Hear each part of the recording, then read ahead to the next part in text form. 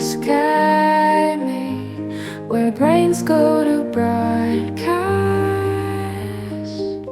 Welcome back to the deep dive. You know that feeling, don't you? You've carefully written an email, or you've rehearsed a presentation like crazy, or maybe you're just trying to explain something complex to a friend, and then crickets. It just doesn't quite land. Oh, yeah. That silence. Ugh. Or worse, the confused look. Exactly.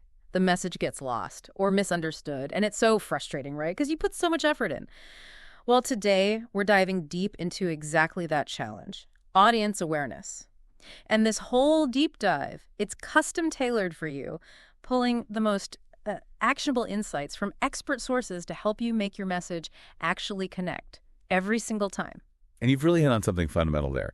Understanding who you're talking to your audience, it's arguably the single most critical factor in effective communication. Right. It's not just about what you say, it's about who you're saying it to. And honestly, that changes everything. Your opening line, your final thought, all of it.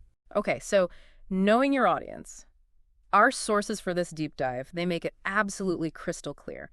This isn't just, a nice to have, it's essential. Non-negotiable. Mm-hmm. It dictates not only what info you include, but maybe even more importantly, how you actually say it. Exactly. If you don't have that audience lens, your message can feel, unfocused.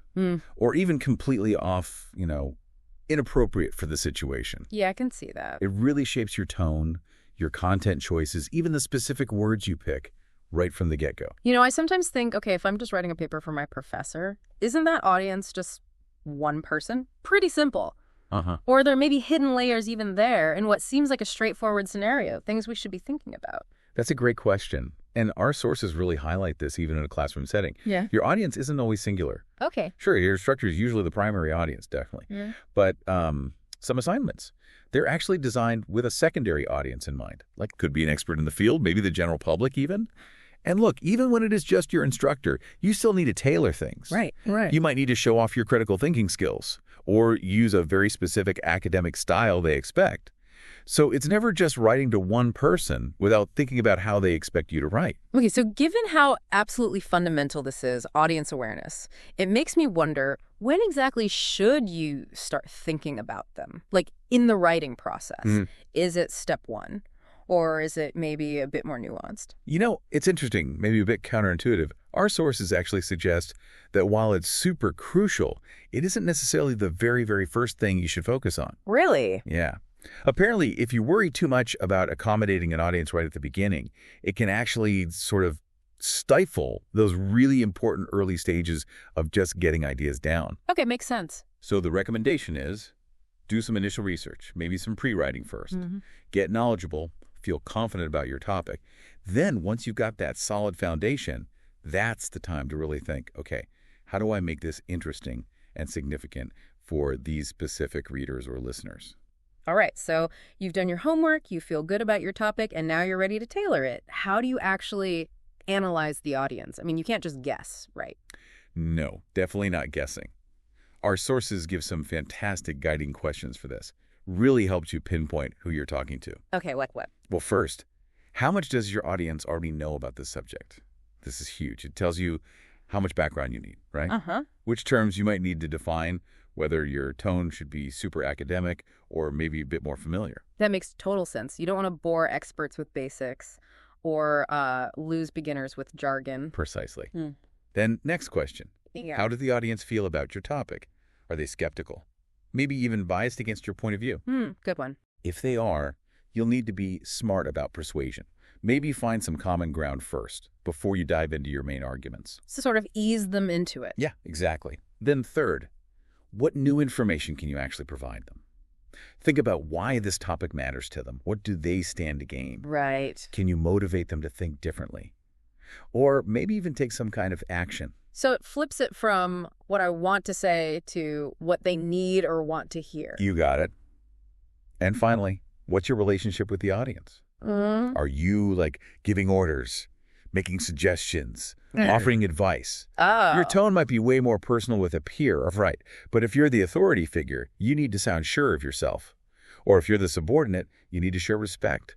That relationship really dictates the feel. Wow, okay. These questions, they really force you to be strategic, don't they? It's like having a communications toolkit, helping you dial things in precisely. So once you've done that analysis, you've answered those questions. How does that deep understanding actually translate into the style of your communication? What are the sort of levers we can pull? Right, the practical application. Well, your style is directly shaped by that audience analysis. Yeah. Our sources break it down into several key elements you can adjust. Okay. First, your message itself. What does this audience genuinely care about? Or what are they actually likely to act on? What do they truly need to know from you specifically? So filtering the content. Exactly. Then there's your argument or content. What kind of evidence is going to be most convincing for this group?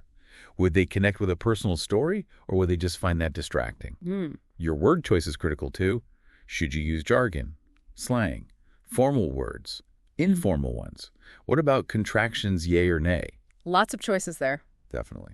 Also, think about sentence type and length. Are long, complex sentences the way to go? Or short, simple ones? Maybe even fragments. Are they okay in this context? Right. And finally, tone. Should it be personal, distanced, humorous, serious, formal, informal? Each one sends a different signal, and it needs to match the audience and purpose. We actually have two fantastic examples from the sources that show this whole spectrum perfectly. They're both introductions, but they show how authors adapt to hook totally different audiences right from the start. Yeah, they really highlight the contrast, don't they? Yeah. Let's look at the first one. It's from a Good Housekeeping article, 10 Smart Ways to Help a Shy Child. Okay, good housekeeping. I can picture the audience. Exactly. The source identifies them as middle-class American women, probably high school educated at least. They have kids, and they're looking for practical tips. Makes sense. So the style choices, they reflect that perfectly. The author kicks off with a human interest story about an 11-year-old girl, Natalie. Pulls you right in. Yeah, relatable. The tone is super informal. Uses casual words like kid and super cheery, lots of contractions, active voice, short sentences. The writer basically presents herself as a peer. Yeah.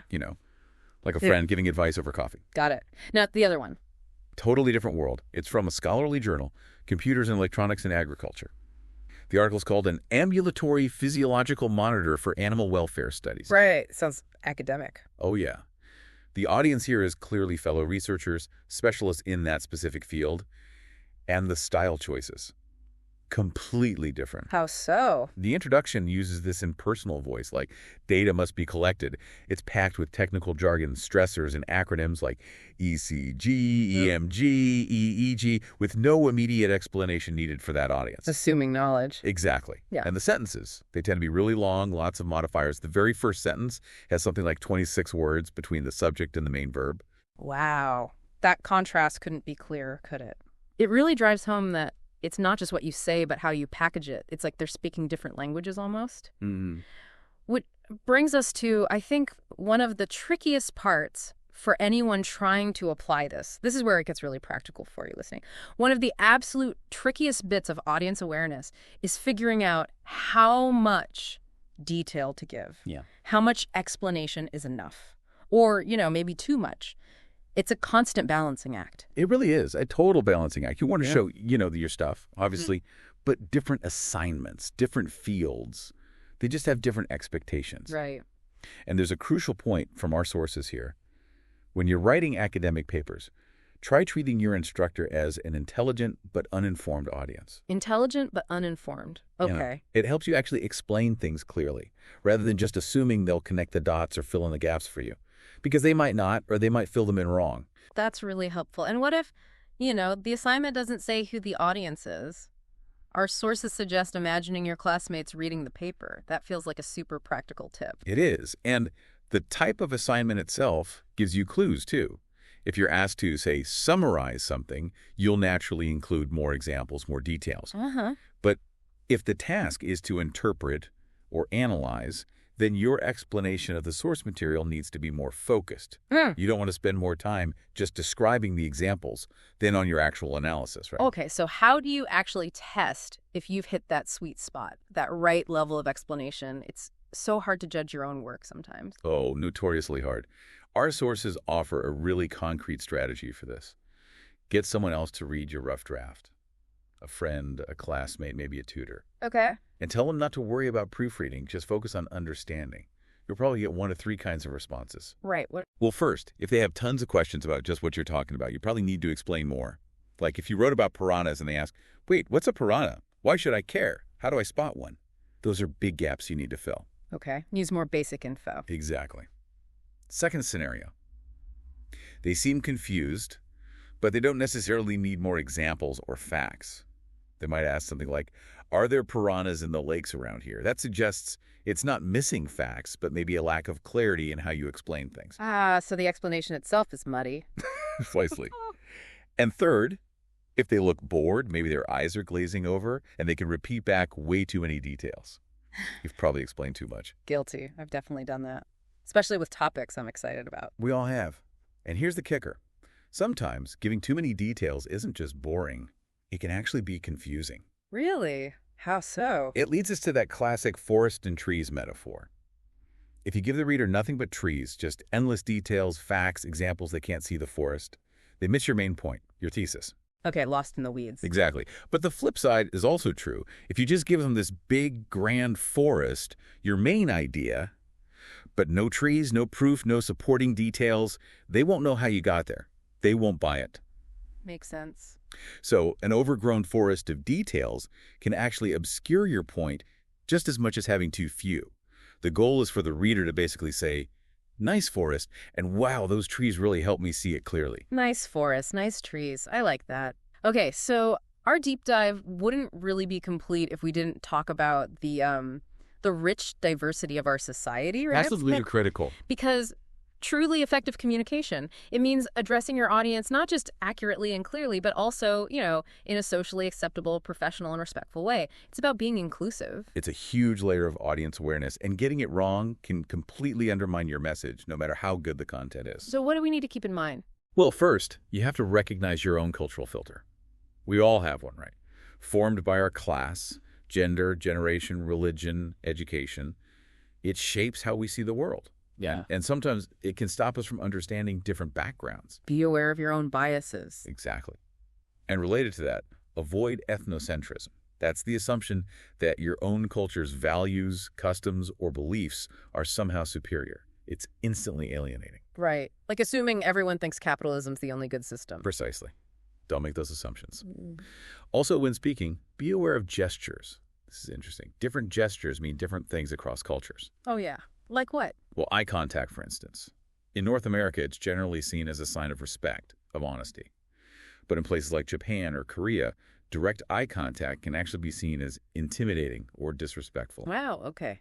Good to know. Then there's the importance of distinguishing between people and their abilities. Always use what's called people-first language. People-first language. Yeah. So you'd say the woman who is blind, not the blind woman. You put the person first, not the disability. And definitely avoid outdated offensive terms like handicapped or crippled. Never define someone solely by their disability. That's really important. Respectful. Absolutely. And closely related is adopting bias-free language generally.